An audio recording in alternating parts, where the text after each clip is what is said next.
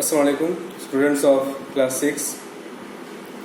আজকে যে ক্লাসটা হচ্ছে সেটা হচ্ছে answers of first online examination 2020।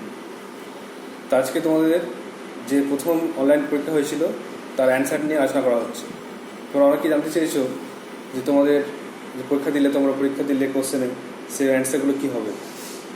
তো আজকে সেই কোশ্চেন অ্যান্সার নিয়ে আলোচনা হচ্ছে।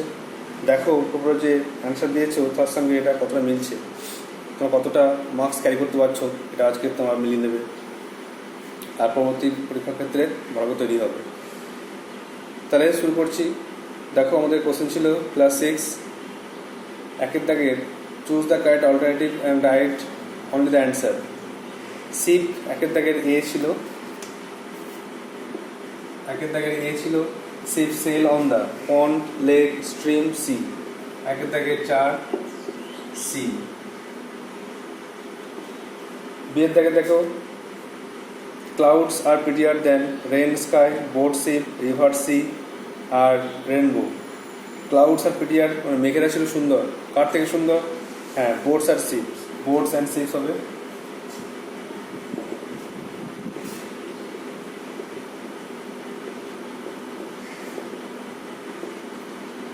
তোমরা কবিতাটা পড়লেই বুঝতে পারবে উত্তর কথাটা ঠিক। তো সে থেকে কোশ্চেন ছিল Ishan and his mother visited a place to see the pyramids. The place is, Ishan আর তার মা কোথায় গিয়েছিল, কোন জায়গায় গিয়েছিল লিখতে হবে। এখানে পাইরো, গিজা, লাক্সার, আলেকজান্দ্রিয়া। এটা গিজাতে গিয়েছিল, তাহলে 2।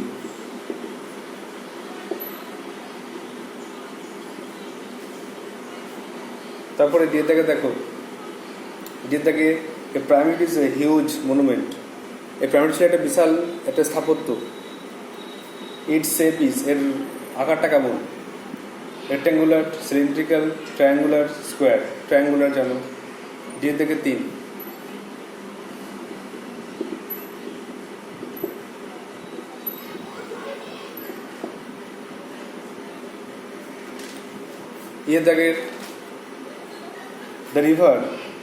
The river which flows through Egypt is, নদীটা যেটা ইজিপ্টের মধ্যে বয়েছিল সেই নদীটা কী নাম? যে নদীটা ইজিপ্টে ছিল সেই নদীটা কী নাম? দেখো গঙ্গা, নীল, ভাগীরথী, ভলগা। তখন জানো নীল। দাগের 2।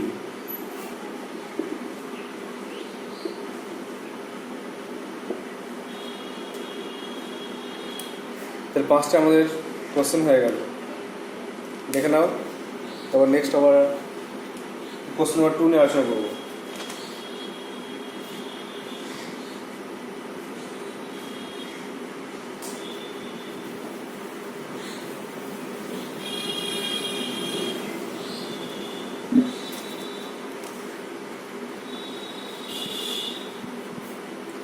কোশ্চেনটা দেখো, ফিল দ্য ব্ল্যাঙ্কস। 2 নম্বরে ফিল দ্য ব্ল্যাঙ্কস, শূন্যস্থান পূরণ করো। Instructions are given in the ব্র্যাকেটে তথ্য দেওয়া আছে। রাইট অনলি দ্য অ্যান্সার, শুধু উত্তর লিখে পূর্ণ করো।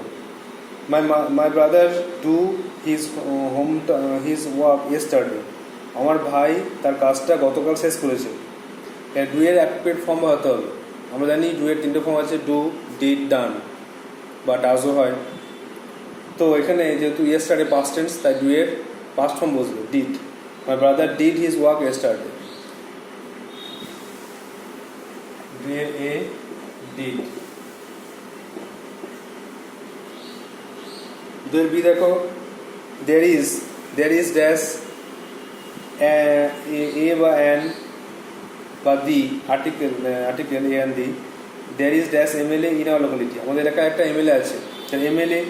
এমএলএ উচ্চারণ করো MLA।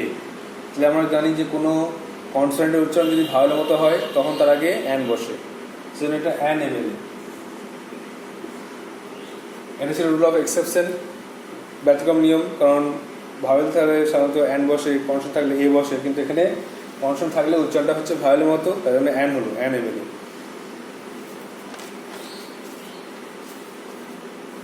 সে থাকে everyone dash present today in the class. আজকে ক্লাসে সবাই উপস্থিত, সবাই হাজির। তাহলে এভরিওয়ানটা কি? প্রত্যেকে। এভরিওয়ানের পর আমরা জানি সাবজেক্ট আর্গুমেন্ট একটা রুল শিখেছিলাম ক্লাস করার সময়, যে ইচ এভরিওয়ান থাকলে আমাদের ভাবটা এই সাবজেক্টটাকে সিঙ্গুলার ধরতে হয় আর ভাবটাকেও সিঙ্গুলারে লিখতে হয়, সিঙ্গুলারে ভাবটা লিখতে হয়। তো everyone is present in the class today, আজকে ক্লাস সবাই হাজির। ইজ না আর, সিঙ্গুলার ধরলে ইজ হবে, প্লুরাল ধরলে আর। এভরিওয়ান প্রত্যেকে আমরা ধরবো সিঙ্গুলার ধরবো, কারণ রুল আছে ইজ এভরি এভরিওয়ান এভরিবডি থাকলে সিঙ্গুলার সাবজেক্ট হয় আর সিঙ্গুলার ভার্ব হয়। তাই জন্য এভরিওয়ান ইজ, এটা হলো এক্সেপশন রুল, এটা ব্যতিক্রম নিয়ম মনে রাখতে হবে। ইজ এভরি থাকলে ভাবটা প্রায় সিঙ্গুলার হয়। তারপরে দিয়ে থাকে Rashmi is the dash girl in the class, Razmi হচ্ছে এই ক্লাসে সব থেকে ভালো মেয়ে। তাহলে আমরা ডিগ্রি করে শিখেছি, পজিটিভ, কম্পারেটিভ, সুপারলেটিভ, 3 প্রকার ডিগ্রি। আর গুডের 3টে ফর্ম, গুড, বেটার, বেস্ট। ভালো করে মন দিয়ে শিখতে হবে এগুলো, অনেকে ভুল করেছো। Good, better, best. তো যাই হোক, এখানে দা আছে, শেষে ইন আছে, তাহলে আমার বুঝতে হবে যে এটা হচ্ছে সুপারলেটিভ ডিগ্রি। আর সেহেতু গুডের 3টে ফর্ম, গুড, বেটার, বেস্ট, তো বেস্টটা হবে।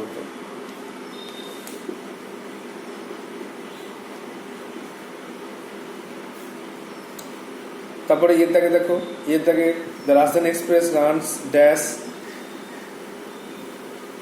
Fast than most of the Indian trains, Rajdhani express যে কোনো অন্য ট্রেন থেকে দ্রুত দৌড়ায়। তাহলে এখানে দেখো প্রপার ডিগ্রি দিয়ে পূর্ণ করতে হবে। এখানে আমরা জানি ফার্স্টে 3টে ফর্ম মনে রাখতে হবে, 3 ডিগ্রি, ফার্স্টার, ফাস্টেস্ট। আর এখানে দেখো কোন ডিগ্রি চিনবে করে দেন আছে, রাজধানী এক্সপ্রেস দৌড়ায় বেশি বা জোরে ছোটে বেশি কার থেকে, অন্যান্য ট্রেনের থেকে। তাহলে দেন আছে, দেনের পর মোস্ট অফ আছে। দেন তাহলে কম্পারেটিভ, তাহলে ফার্স্টের সঙ্গে কম্পারেটিভ কী যোগ হয়, ইয়ার, তাহলে উত্তর ফার্স্টার।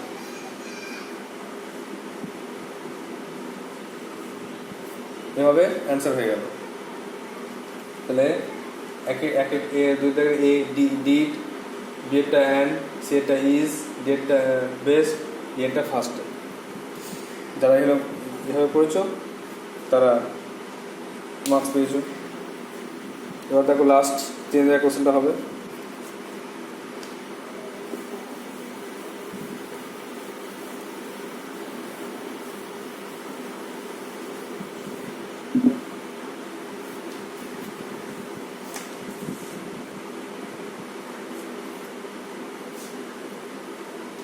কোশ্চেন ছিল 1 থেকে, answer the following question in complete sentences.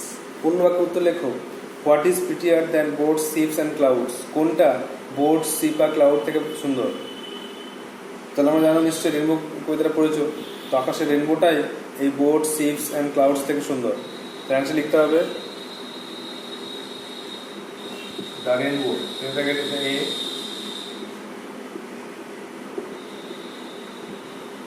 the rainbow is prettier. The rainbow is prettier than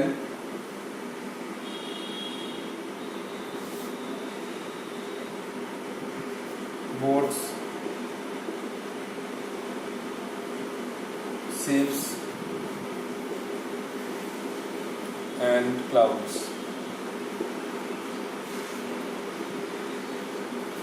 দেখো বিয়ে দেখেন, name the biggest pyramid of Egypt, ইজিপ্টের সব থেকে বড় পিরামিডের নাম বলো। তোমরা জানো pharaoh Khufu's pyramid.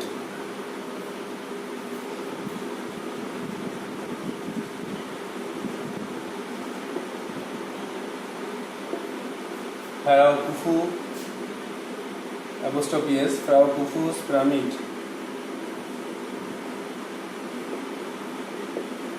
is the biggest pyramid of Egypt.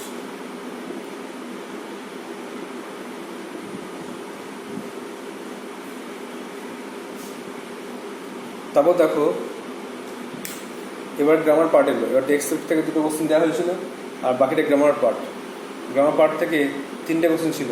ভালো করে কোশ্চেনগুলো বুঝে উত্তর লিখতে হতো। তোমরা অনেকে ঠিক করেছো, অনেকে ভুল হয়েছে। ভালো করে শিখে নাও যেন পরবর্তী ক্ষেত্রে আর ভুল না হয়। ভালো করে শেখার সময় ভালো করে শিখতে হবে, সমস্ত রকম শিখতে হবে। পরীক্ষাতে কম আসে, কোশ্চেন কমে দেয়, কিন্তু শেখার সময় ভালো করে শিখতে হয়। দেখো কোশ্চেন ছিল সেটা প্লিজ পোস্ট দ্য লেটার, দয়া করে চিঠিটা পোস্ট করো।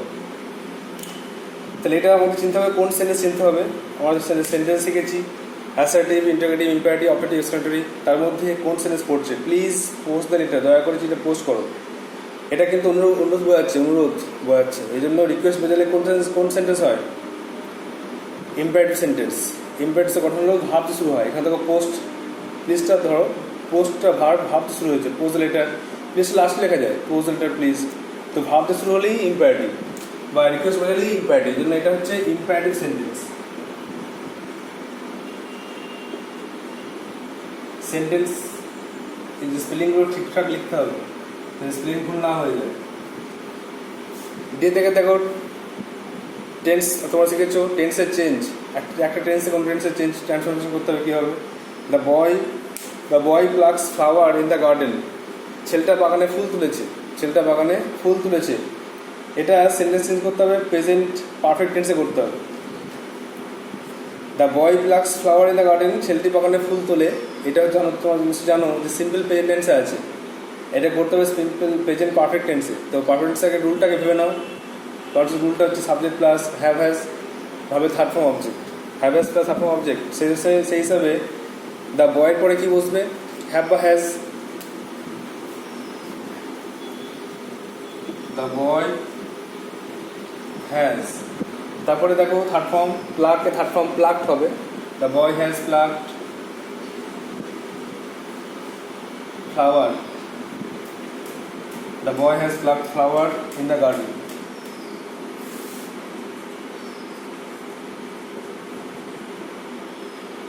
ছেলেটি বাগানে ফুল তুলেছে। বুঝা গেল? এবারে দেখো ট্রান্সলেশন আছে সকাল থেকে বৃষ্টি পড়ছে। ঠিক আছে, সকাল থেকে বৃষ্টি পড়ছে ট্রান্সলেশন। এটা আমাদের তোমরা প্রেজেন্ট টেন্স থেকে আছে। প্রেজেন্ট টেন্সে 4টে ভাগ আছে, তোমরা জানো। সেই প্রেজেন্ট টেন্সে 4টে ভাগের মধ্যে কোন ভাগটা পড়ছে সেটা আমার জানতে হবে। যদি বলে শুধু বৃষ্টি পড়ছে তাহলে ঠিক আছে, ইট ইজ রেনিং। সকাল থেকে বৃষ্টি পড়ছে মানে এই কাজটা আগে শুরু হয়ে এখনও চলছে। শেষ হয়ে কিন্তু এটা প্রেজেন্ট পারফেক্ট কন্টিনিউয়াস টেন্স হবে। তো প্রেজেন্ট পারফেক্ট কন্টিনিউয়াস টেন্সের গঠন অনুযায়ী সাবজেক্ট প্লাস হ্যাভ বিন বা হ্যাজ বিন, ভাবের সঙ্গে আইএনজি অবজেক্ট, এইটা ফলো করতে হবে। অনেকে অন্যরকম করেছো। যাই হোক, যে টেন্সের স্ট্রাকচার বা রুল সেটাই ফলো করতে হবে, তো ভুল হয়ে যাবে। তো সকাল থেকে বৃষ্টি পড়ছে, আর আমরা এটা কোনো সাবজেক্ট নেই, এই সেন্টেন্সে কোনো সাবজেক্ট নেই। এই জন্য ইন্ট্রোডাক্টরি ইট, তোমরা জানো ইন্ট্রোডাক্টরি দেয়ার, ইন্ট্রোডাক্টরি ইট হয়। ইন্ট্রোডাক্টরি ইট দিয়ে শুরু করবো।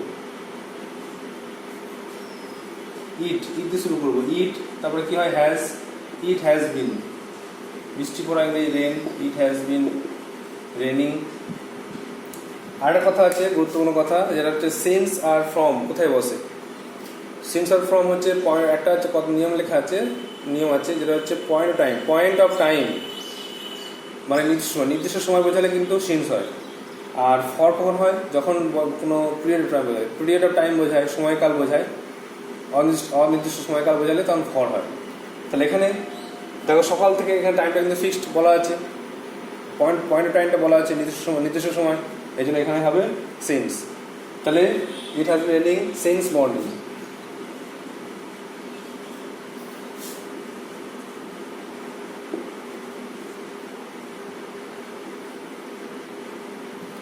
দেখো এভাবে তোমাদের এই ফার্স্ট অনলাইন এক্সামের অ্যান্সার শেষ হলো। তোমরা এখান থেকে তোমরা নিজের খাতা দেখে মিলাতে পারো আর দেখে নিতে পারো তোমরা কে কত পাচ্ছ।